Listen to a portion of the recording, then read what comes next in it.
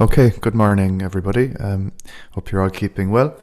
So this is our second session of this sort. We did one yesterday as well, and it's looking at sort of extending your Zoom class features. So looking a bit more at sort of some of the advanced features of Zoom. So I'm just going to look at what we're going to cover here. We're going to keep it around the 30-minute mark again, as usual. And if you have any questions, if you wouldn't mind just throwing them into the Q&A, please, and I can address them then at the end of the session.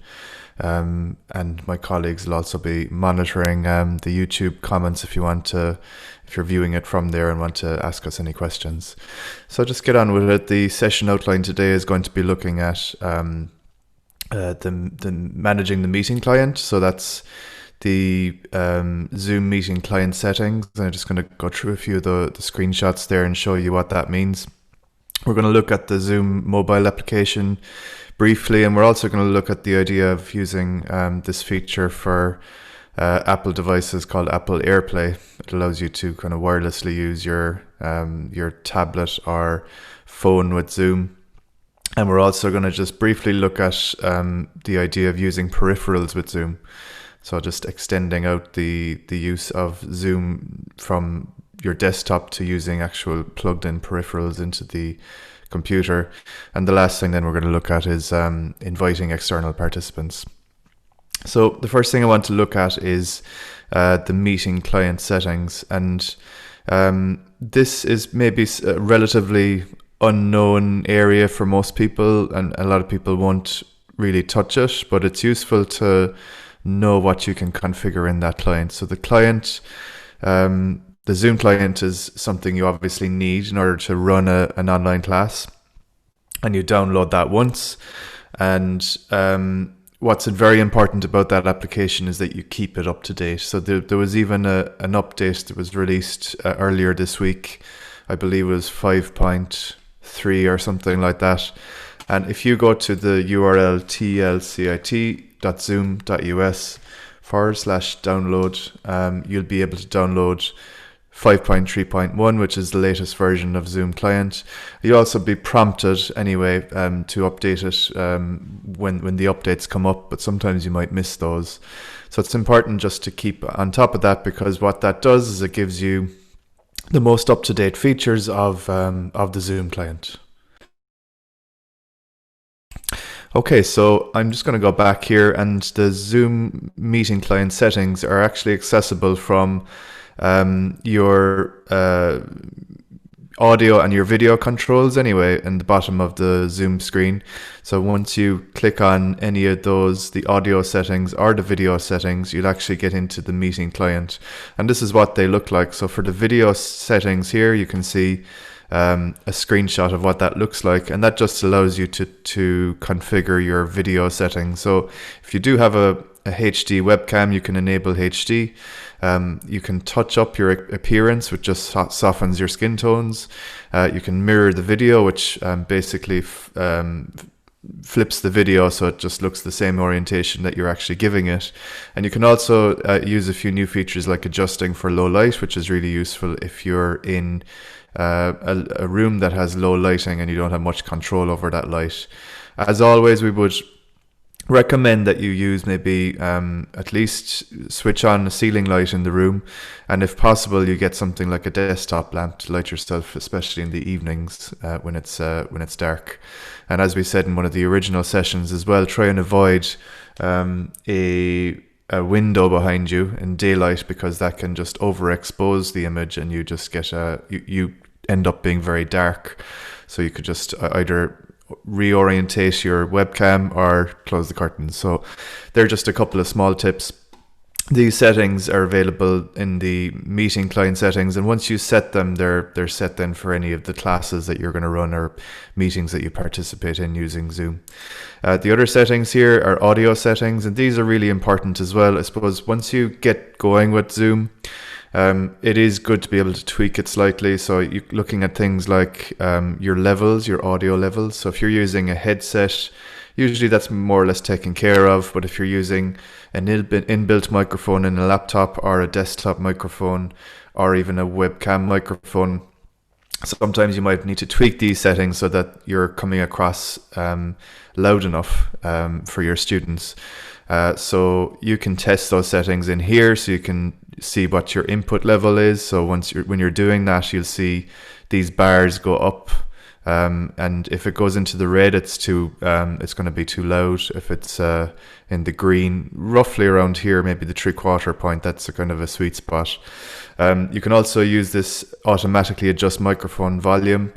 That's okay. I suppose that's fine to use in most cases. And then the other things here, just kind of preferences. This is a really useful one, using the spacebar key to temporarily unmute and mute. So what you can do is you can, instead of having to go with your mouse to the mute icon every time, you could use the spacebar key as a shortcut. And that can be useful if you just wanted to take a drink of water, or just to take a break from using the mic for a couple of moments. The other thing then is statistics. So these are really, really useful in terms of the I suppose the vital statistics really of your Zoom class, your Zoom meeting. So here you get a kind of an overview of the CPU usage.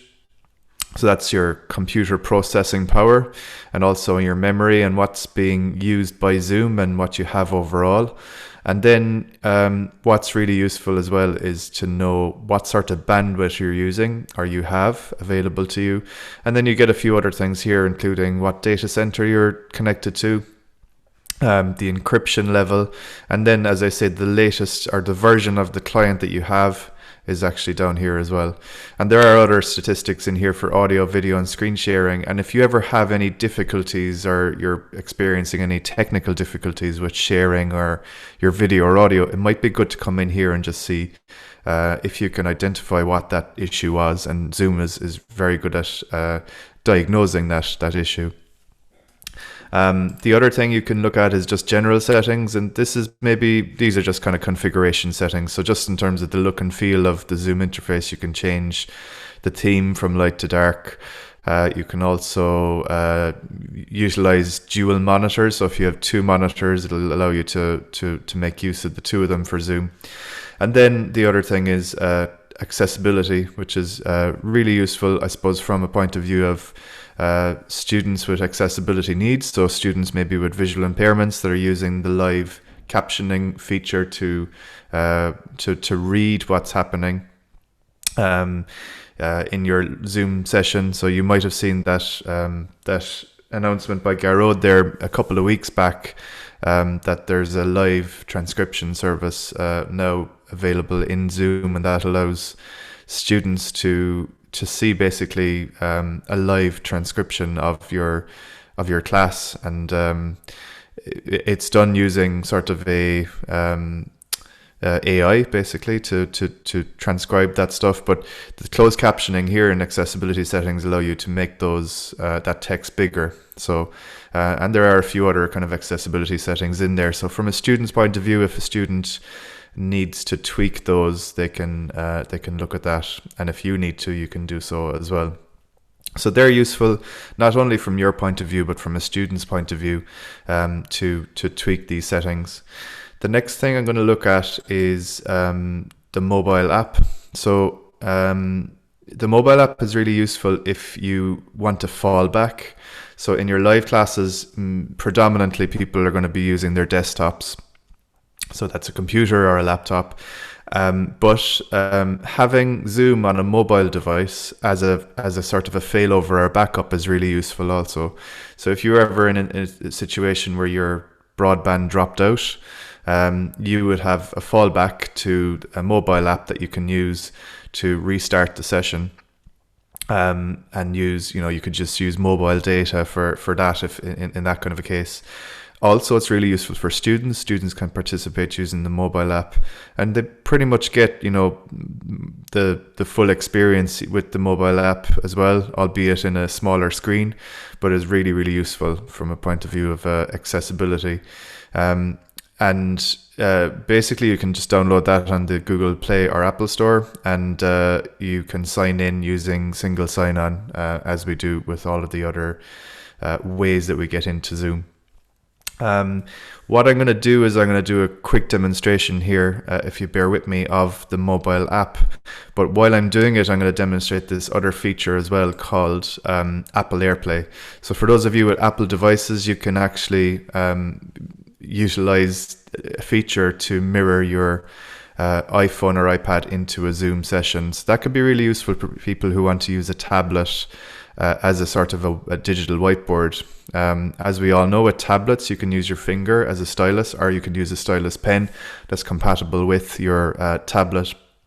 And this is a really useful feature if you want to do a lot of annotation and stuff like that. So what you need to do in order to get that running is to download and install the iPhone iPad plugin. And that's available in the download center. So if you scroll down, you'll see different downloads that you can use, including extensions for browsers, etc. But this is the one to look at, Zoom Client plugin for sharing iPhone and iPad. And once you download that, that just installs an add-in for the client and allows you to use that that feature for sharing an iPhone or an iPad. So what I'm going to do is I'm going to just show you what that looks like. So from the point of view of, I suppose, installing the plugin, that's fine. Once you've done that, just make sure that your iPhone or iPad is on the same Wi-Fi network. And then what you can do is you can go into your usual share options in the Zoom session. So the big share button in the middle of the toolbar. And then you can go to this option for iPhone, iPad via AirPlay.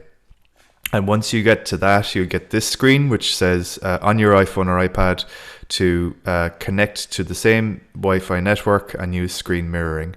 So if you bear with me just a second, what I'm going to do is I am going to set that up and show you what that looks like. And in setting that up, you're also going to be able to see how the mobile app works on a mobile device.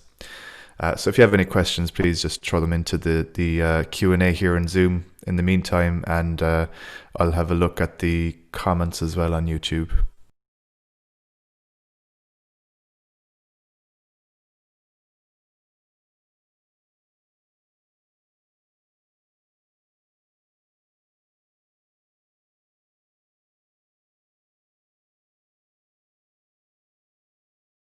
Okay, so what I'm going to do now is I'm going to do that share. I'm going to choose the iPhone, iPad via AirPlay option. And I'm going to actually just follow the details on screen. So that screenshot that you did see for screen mirroring, I'm just going to do that there. So I can tap on my iPad, screen mirroring, and you see it come up there then, the iPad interface. So that's just an iPad being mirrored into the Zoom session. And basically from here, you can basically broadcast anything that you're doing on your iPad. So what I can do, there's a really useful app for doing annotations and whiteboards and stuff called Notability on the iPad. I'm going to click on that and just give you a feel for how that would work.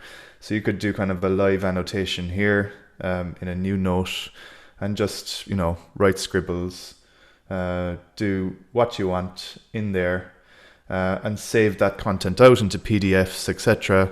You could use it to annotate live documents and save those out and have them as materials that you upload into Canvas. And you use all of the different drawing features, etc. that you have available to you on your iPad. Likewise, you could use any other sort of an app to do so.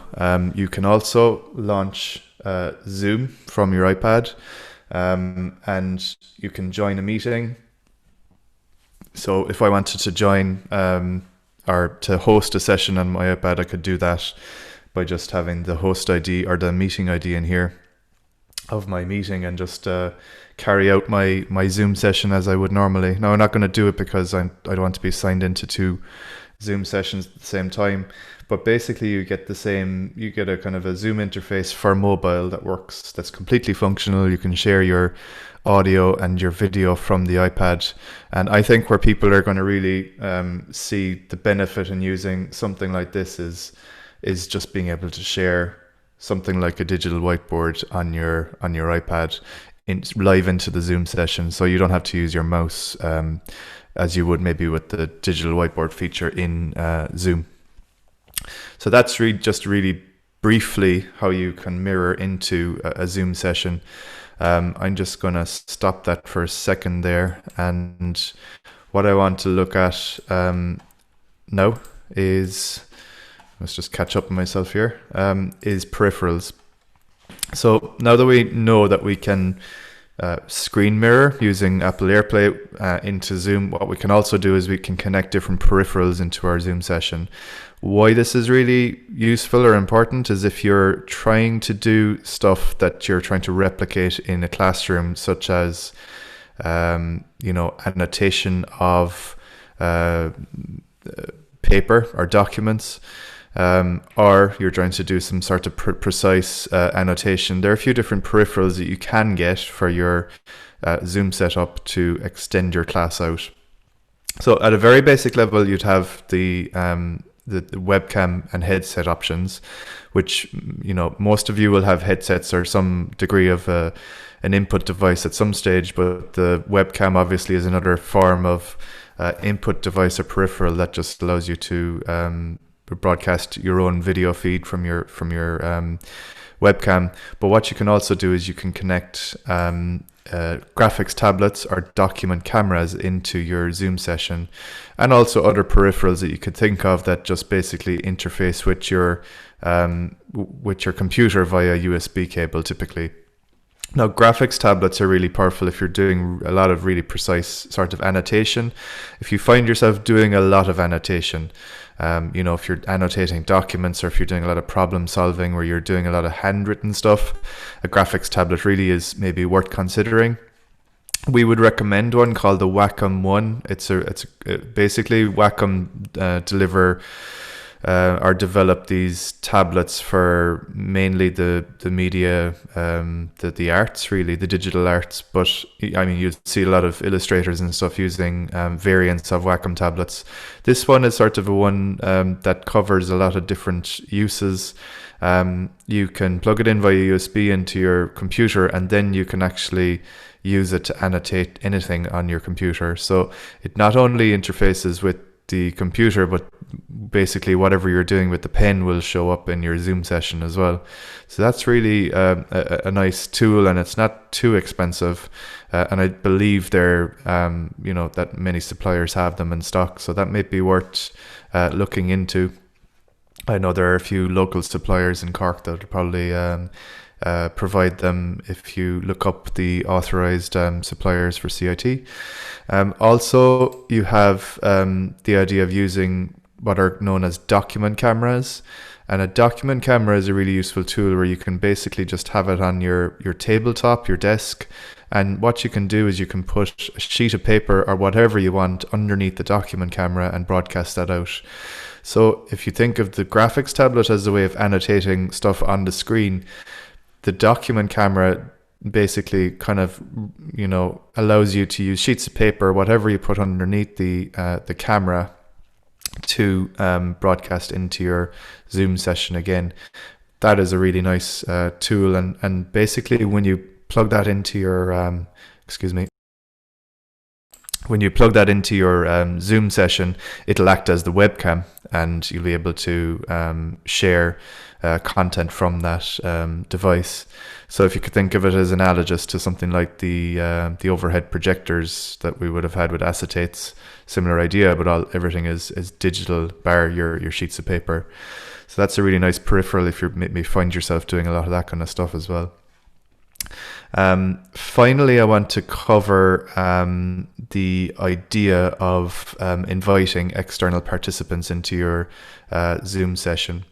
So maybe there are cases in Zoom where you want to invite an external speaker or someone that's doing a sort of a guest lecture for you. And you can do that in the settings in Canvas. So if I go into the Canvas interface and just launch a module that I'm lecturing on here, go into my Zoom tab, and if I go to schedule a class, what I can do is I can set it up that it's accessible by only Zoom accounts, and this option basically means that a user has to be authenticated. If they're external to CIT, they'll have to have a Zoom account. Now, they don't have to have a CIT Zoom account. They could have a basic Zoom account.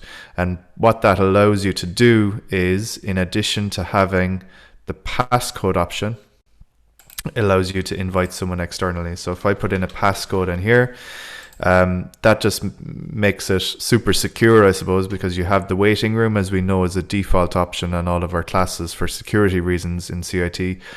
But the passcode is an extra level of security if you're inviting people outside of the college into a Zoom session.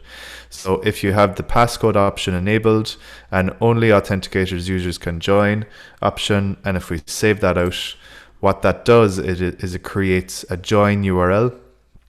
And if we copy that join URL and we also share this passcode with the external participant, that allows them to basically participate in your Zoom session. Now, in your Zoom session, they'll be treated as they would any user. They're going to still be put into the waiting room or the waiting area. You'll have to let them in as well. But what you can do then is you can give them, sharing privileges if you wish. You could add them or change them to a co-host in the meeting using the participants panel. And that allows you just the flexibility to invite someone that hasn't a CIT account into a live class. So we have a lot of scenarios in CIT where you might have, a guest speaker or something like that coming into your class to deliver a guest lecture. That's really useful feature for that. So what you do, again, just to recap, is you would set up a passcode, and you would also just tick this only authenticated users can join option in here. So that is it in a nutshell, basically. I think we've covered a lot there in that brief session. We've looked at the meeting client settings. We've looked at the mobile application briefly. So the mobile app just gives you pretty much the same experience, just on a tablet or a smartphone. The Apple AirPlay option, which allows you to mirror your Apple device into a Zoom session, which is really useful for digital whiteboarding and note taking and stuff. Peripherals, the idea of interfacing a tablet or a document camera or other peripherals into your Zoom session, and also the idea of just inviting external participants as well. So what I'm going to do now is I'm just going to have a quick look and see if there's any questions. If you want to pop them in, if you're in Zoom, feel free to throw in a couple of questions there for me, and I'll try and answer them for you. And I'm just going to have a look at see if we have any comments on YouTube. So nothing so far. I can just leave it open for a minute or two if you want to ask any questions there. We're not going anywhere, obviously. You're going to be able to contact us on tell.team@cit.ie as well for any maybe specific technical questions. But hopefully that's after covering the fundamentals of extending your class. I think if you're taking anything away from today, one of the things I would recommend is that you update your app if you haven't done so already, the Zoom app, on whatever device you're using, and also maybe just to play around with those meeting client settings and as well, just to configure the client for your own use. You can also then look at maybe using the Zoom mobile application as a fallback for when your broadband connection goes or something like that, if you do have a mobile connection that's capable of delivering a Zoom session. So we might leave it there, everybody. I hope that was useful, and take care of yourselves, and we'll talk soon. There's another session on this afternoon with my colleague Roisin Garvey, which looks at a few of the tools in Canvas, including a scheduling tool, which is sort of like a doodle poll within Canvas, which is really, really useful, as well as a productivity tool. So until then, talk to you soon. Take care, and good luck.